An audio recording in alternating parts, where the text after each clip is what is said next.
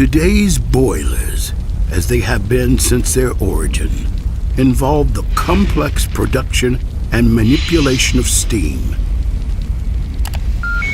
The forced draft fan blows air into the system. A portion is routed to the pulverizers, which crush coal into a fine dust before pushing the mixture up through feeder tubes. The other portion passes through an air preheater, which transfers heat from the exhaust gases to the incoming air, raising the air temperature, reducing moisture, and producing a cleaner burn. The hot forced air and coal dust converge in the windbox, where the mixture is blown out through burners and ignited inside the firebox, transferring radiant heat to the water-filled tubes. The hot gases flow upward, heating the rest of the system through convection, before passing through the air preheater and ultimately flow into the scrubber, where pollutants are removed. Liquid water is pumped into the system at the economizer.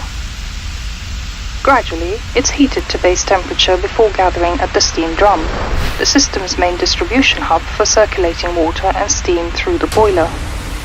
Liquid water flows through large tank-comers and into the base of the firebox.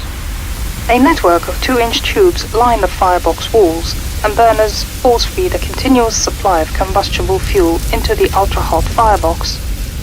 Eventually, the insides of the firebox burn so hot that its surrounding steel walls would melt if not for the tube-lined walls of liquid water.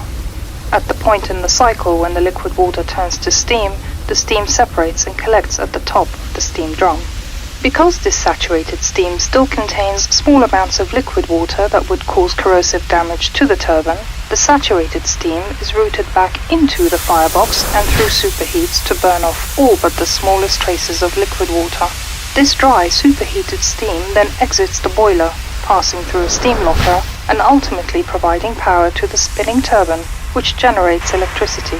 Finally, exhaust steam, now at a lower temperature and pressure, is sent back to the boiler through a dedicated reheat stage. This reusable steam is brought back up to operating temperature before returning to the turbine, providing additional power through a secondary stage.